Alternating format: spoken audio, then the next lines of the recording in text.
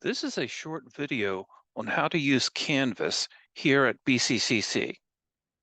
Now, I've logged on to a computer and I've come to the college's homepage. Right now, I'm recording this in late May, actually May 13th. I'm going to log into Canvas and I'm going to walk you through how to navigate Canvas as a student. So as a student, you go to the college's homepage and you click on My BCCC. When you do that, a new page appears and you're going to be shown several options. I want to click on Canvas, so I'll click on it. And now I'm at the login screen. This is where you put in your Canvas username and password, okay? Okay, I am going to switch over to Canvas and I've logged into Canvas and I've logged on as a student. So everything you see is what a regular student sees. On the left-hand side, you have these global navigation buttons. They always appear here.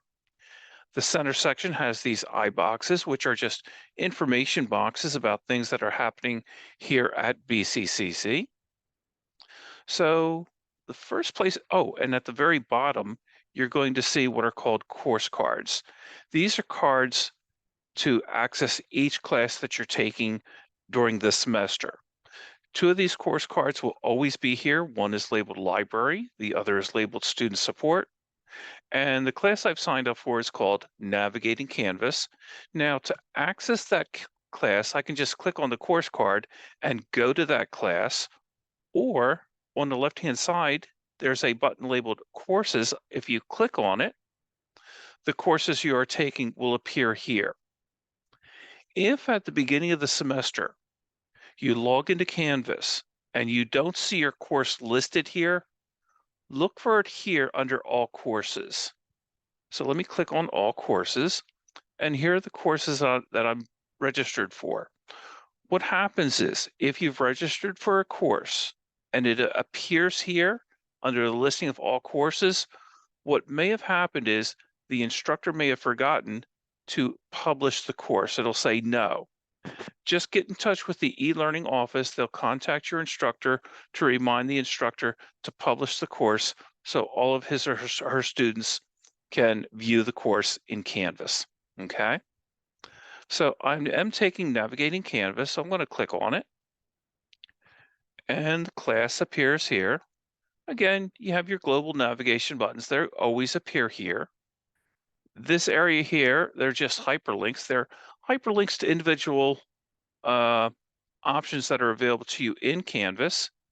This main screen, this main area, every time you click on a link here on the left-hand side, the contents appear here in this center section. Now, right now, I'm looking at the contents from the home screen of this class, Navigating Canvas. And one of the first things students ask me as I'm working in the library is, I'm taking an online class. I need to find my Zoom link. Now, I'm going to show you 4 locations where you'll be able to find the Zoom link, okay?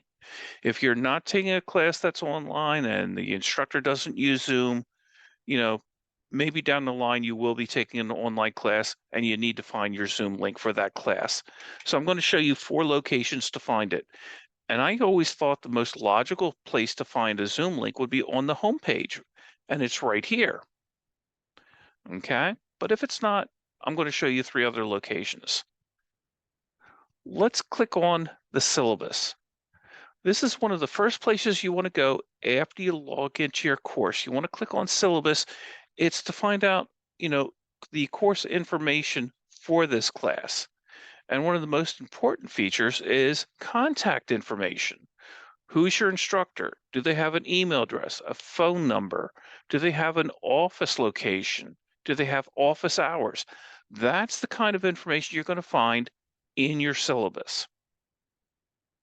Below that is the second location students should go to when looking for that Zoom link if you're taking an online class, and it's right here. Below that, I have course information about the class, any books or other required materials, what the instructor expects of his students, what you can expect from the instructor, and any rules for the class, okay? And more information. All this can be found on the syllabus. Let me now click on announcements. Announcements are posted by the instructor to give you up-to-date information about what's happening in the class. So let's take a look at some of the announcements.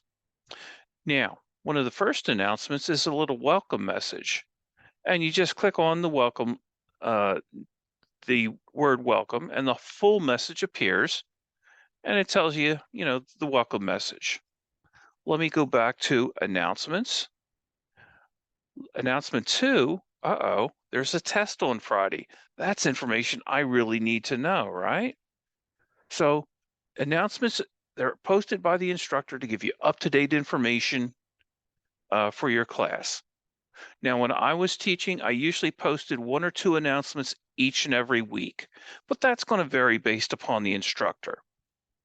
Oh, by the way, here's that Zoom link I was talking to you about. If I click on Zoom link, there's the Zoom link for that class. Okay, so that's the third place to find your Zoom link if you're taking an online class.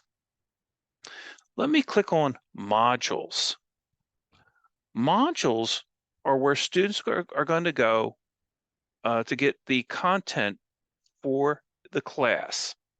Oh, by the way, at the very top, there's your Zoom link. That's the fourth and final location for your Zoom link, okay?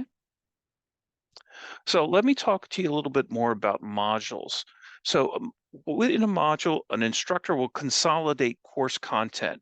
They may be instructions, reading assignments, writing assignments, quizzes, tests.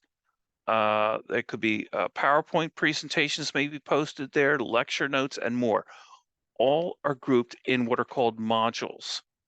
Now, some instructors will group their modules by the chapter. Let's say module 1 is chapter 1, and all the content for that chapter will be posted there. Some instructors will post their modules by week. Module 1 is week 1. This is what we're going to do for this week. Module 2 is week 2.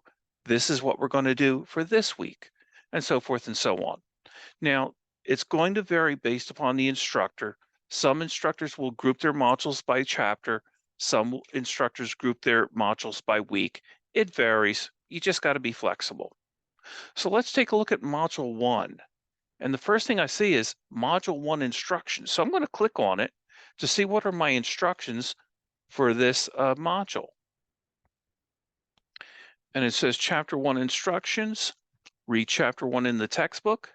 Pay careful attention showing the differences between casual writing and business writing. I need to visit the CNN website, find an article dealing with politics. I need to write a summary of that article found at the CNN website and submit it for a grade. And I have to complete a quiz. Okay, so let me go back to modules. And I'll go to module 1. And here is the link the instructor provided for me to go to the CNN website. If you ever see this symbol here, it means it's just an external website. It's a site outside of Canvas. So let me click on it. And what's going to happen is Canvas is going to give you a little warning.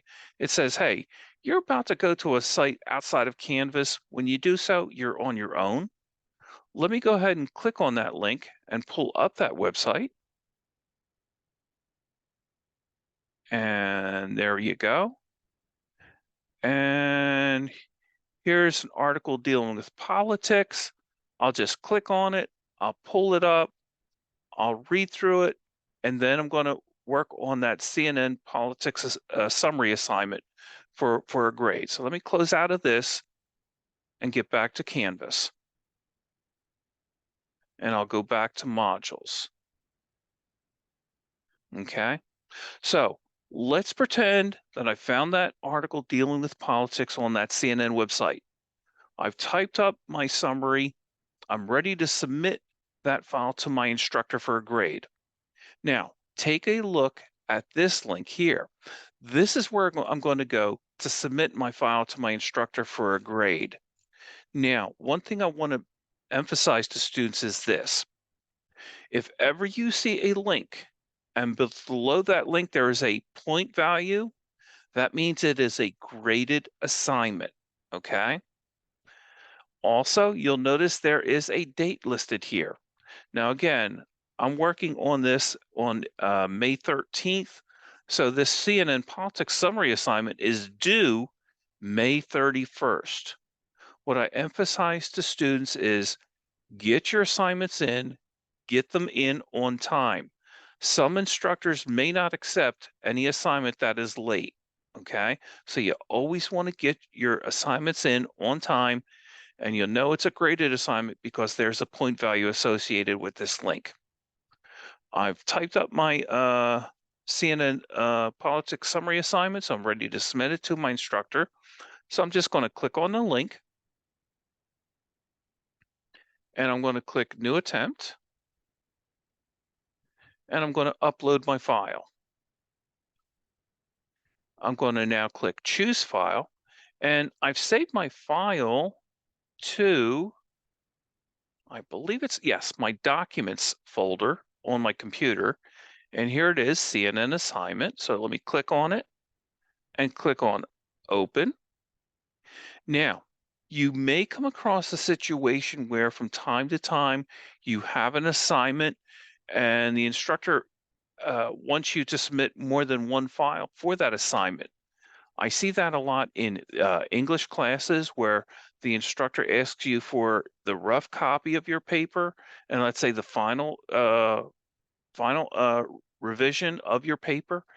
If that's the case and you need to submit another file for one single assignment, just click here where it says add another file, upload it, choose the file, and away you go. Okay?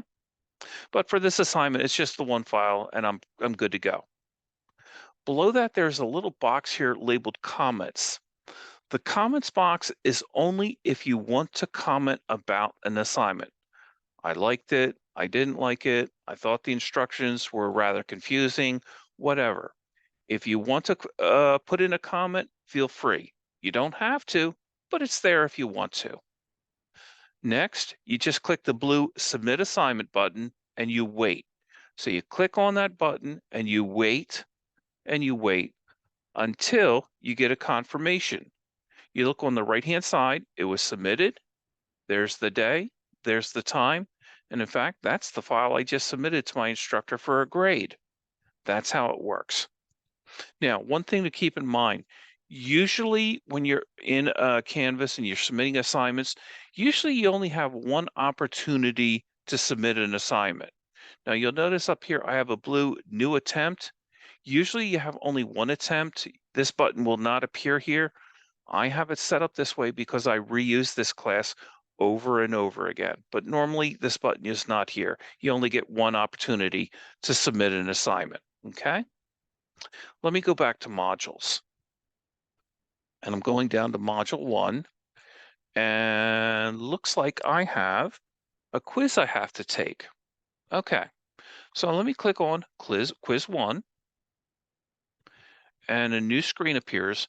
Now, normally you only have one opportunity to take a quiz or a test. Because I reuse this shell over and over again, I have it set up as unlimited attempts. But in the real world, normally you only have one attempt to take a quiz or a test. But again, I'm just doing this so because I reuse this class over and over again. Now, I'm not in the test right now. I'm just I am ready to take the test, but you want to look over your instructions before you start the test. What is the due date? What is the point value? How many questions? Is there a time limit? Some instructors put time limits on their tests, their midterms, whatever. If there's a time limit, please make note of it. But I'm ready to take the quiz, so I'm going to click Take the Quiz. And here you go. The first question says, the syllabus can be found by clicking the blank course navigation link. Well, obviously that's the syllabus. Announcements are posted by students after you log into a course. That I think is false. The instructor for this session is Mr.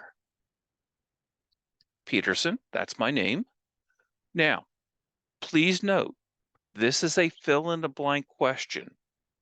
With fill-in-the-blank questions, if you misspell or mistype the answer, is the computer going to mark you wrong? Yes. So for any time you have a fill-in-the-blank question, be sure you're spelling it or typing it correctly. Because if you misspell it or mistype it, the computer's going to mark you wrong. Okay? Question 4, modules allow instructors to centralize and consolidate their course content in one place. Well, obviously that is true. So let me click on true. And I'll go down to the 5th question. And this is a matching question. It says match the following statements. I can only access Canvas from, and I got 3 options to choose from. Well, I think it should be a computer that has internet. If I can't log on, I should, and I click the drop down and I'll choose. Try again. Make sure I'm not mistyping my login name or password. That happens to students all the time, okay? External websites are going to be posted in a module. Okay, now you will notice a couple things. The instructor has posted all these questions all at once, and I'm able to go back and make changes if, double check my answers, make sure I'm doing everything right. Some instructors will allow that. Other instructors will post the questions one at a time, and they may or may not allow you to go back to recheck your answers, okay? That's going to vary based upon the instructor. I've answered all my questions. I think I did it right. I go down here and I'm going to click the blue Submit Quiz button. You click on it and it's submitted one time. You wait a few seconds, bang. And if the quiz or test is true and false, multiple choice, that kind of a situation, you're going to get your grade immediately. And in fact, I got 10 out of 10, so I passed my quiz. Now, be advised, there is one type of question I didn't show today, and that's a question that is a fill in the blank question. I'm sorry, not fill in the blank, but essay question. If your quiz or test includes an essay question, you're not going to get your grade immediately. You're going to have to wait until the instructor gets into the quiz or test, reads through your essay answer, and manually assigns a grade, okay? So keep that in mind. All right, so that's pretty much it for modules. But one more thing I want to talk to you about is in terms of modules. What if you're looking for a quiz or a test and you don't find it here? Well, let's say you're looking for a quiz that's supposed to be listed underneath this module. If it's not here, look for it over here under quizzes. The same is true for assignments. If you don't see an assignment with built into the module, look for it by clicking on assignments. The same is true for files. Let's say your instructor asked you to read over print out their lecture notes, and you don't see the lecture notes here. Look for it here under files. Let me click on files.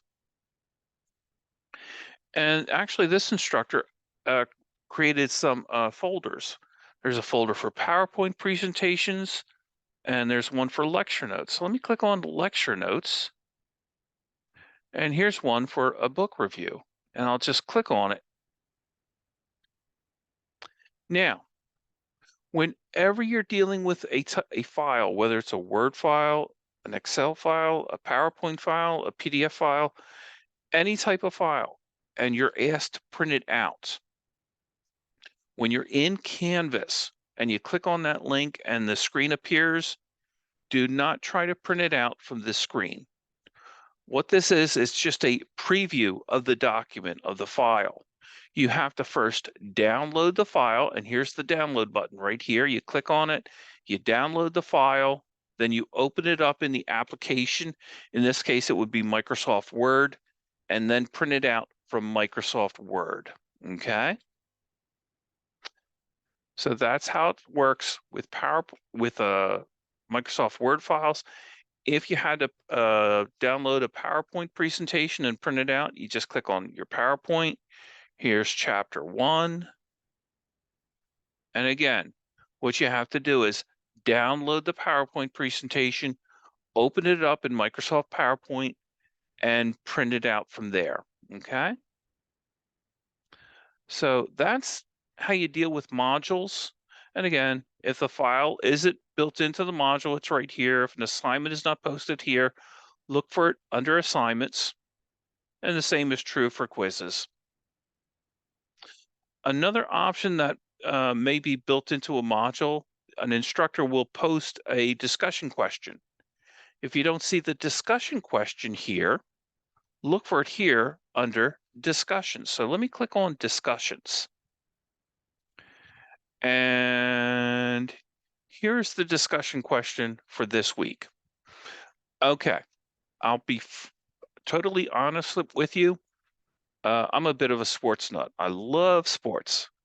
And so I posted, I being the instructor, posted a question dealing with the Baltimore Ravens. So now I'm logged in as a student, so I've got to answer this question. It deals with the Baltimore Ravens. And so let me go ahead and click on it and see what the posting says. It says the Baltimore Ravens will win the Super Bowl next year. Now, me as a student, I have to respond to what this instructor posted.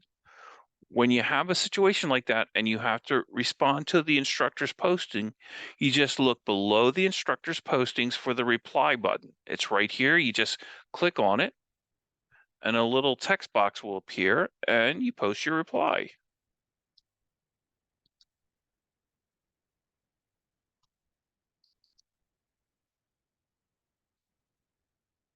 And I'm just putting something very simple. Then you just scroll down and you click post reply. What's going to happen is after you click post reply, normally not only will you see your posting, but any of your classmates' postings. So let me go ahead and click post reply. And here you go. I think they will win it all. Now, when you post something in a discussion, normally what you're going to see is your name here under your posting, with your posting. That's normally what happens. But because this is a pretend class I'm using, I got these little pretend names like GTP 122 or GTP 111 and so forth. But normally it's your own names. And anything that is seen that you can see, all your other classmates will see. So your name will be posted here. All your classmates will see who posted this, okay? So yes, they will. Yes, they will. Yes, they will. Yes, they will. Yes, they will. And Steelers rule. I can't believe I got a student who posted Steelers rule. So let's say I'm a student. I've just read this student's posting and I want to reply to this student's posting. Because sometimes you're going to be in a situation where an instructor will say, I want you to reply to my posting as the instructor, and then read a couple of your classmates' postings and reply to them as well. So this is what a student had posted. I, as a student, want to reply to this student's posting. So you just scroll down underneath the student's posting till you see the reply button. And it's right here. It looks like a student had already posted a reply here. So I'm going to post my response to this student's posting about the Steelers. Are you okay?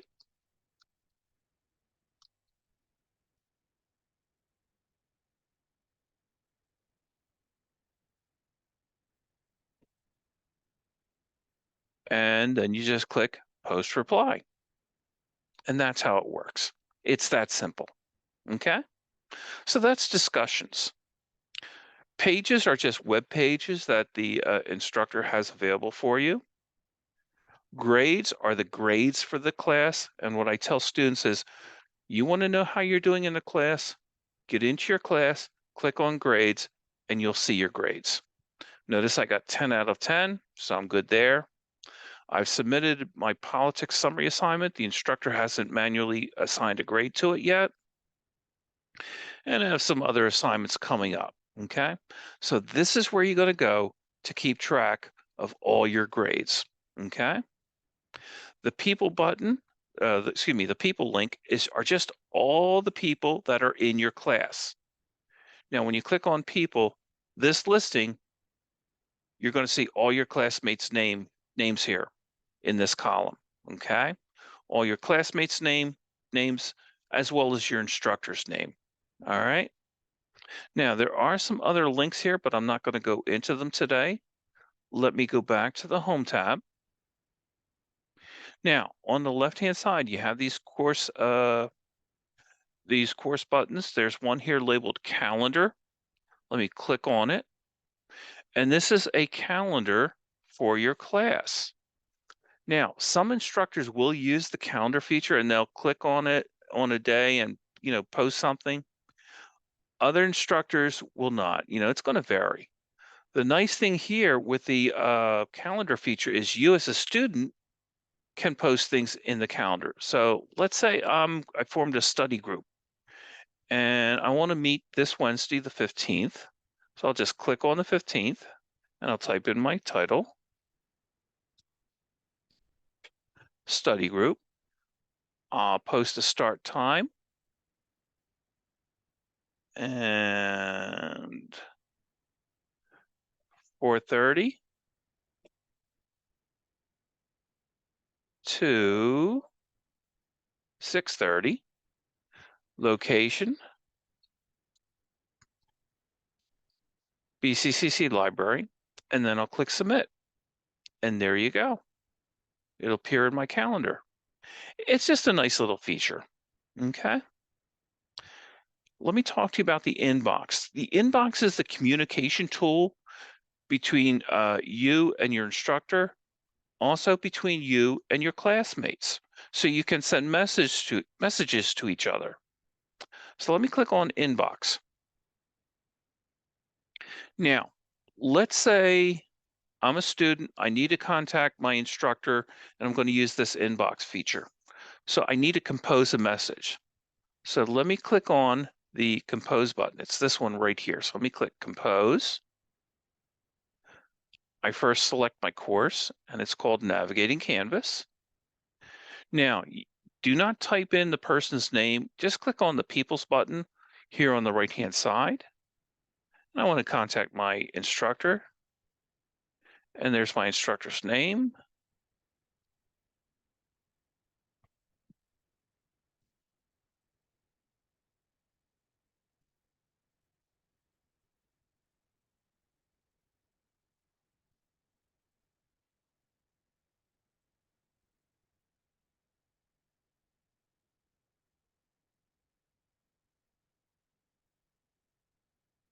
And you type in your message, and you just click the blue button here to send the message. Bang.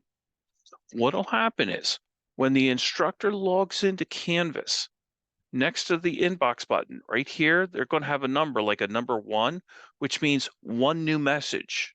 Okay. All the instructor has to do is click on their inbox and they'll see your message here and then they can reply to it. Okay. That's how it works. That's the inbox. Okay. There are some other buttons here, but I'm not going to work on those today. One final button I want to talk to you about is the account button. The account button, it's where you can make some changes to the account. So let me click on the account button. And I'm going to click on settings. And one of the first settings that students have asked about is, I notice some students have a little picture of themselves here in the account button. How do I insert a picture of myself in the account button? It's right here under settings. You click on settings and you go up here, you put your mouse here, and you see this little button here. You just click on it and you'll be able to upload a picture of yourself into Canvas and it'll appear in Canvas forevermore. Okay. Also, On the right-hand side, there are ways to contact. In Canvas, the primary email address is always going to be your BCCC student email address. But let's say you want to use a different email address. All you have to do is click email address to add an email address, type it in,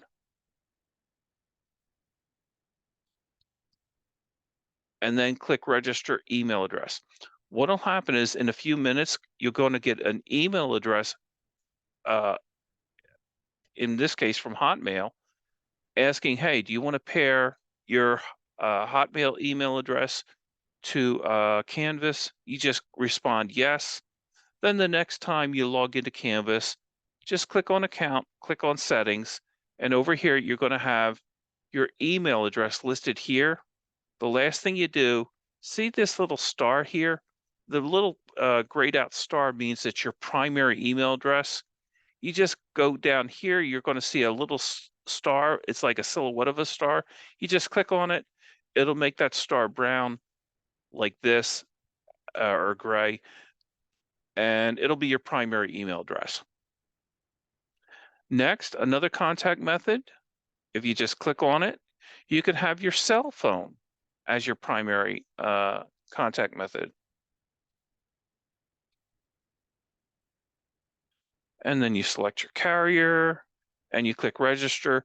And what will happen is in a few minutes, you're going to get a message from Canvas saying, hey, do you want your Canvas to be paired with your cell phone number? You click yes, and everything is fine. Okay?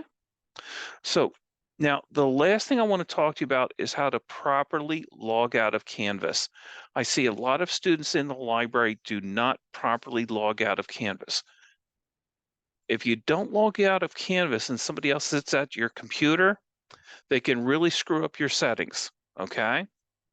So to properly log out of Canvas, you just click on Accounts, you click on Log Out, and that's it. So that's how you use Canvas. Thanks for viewing.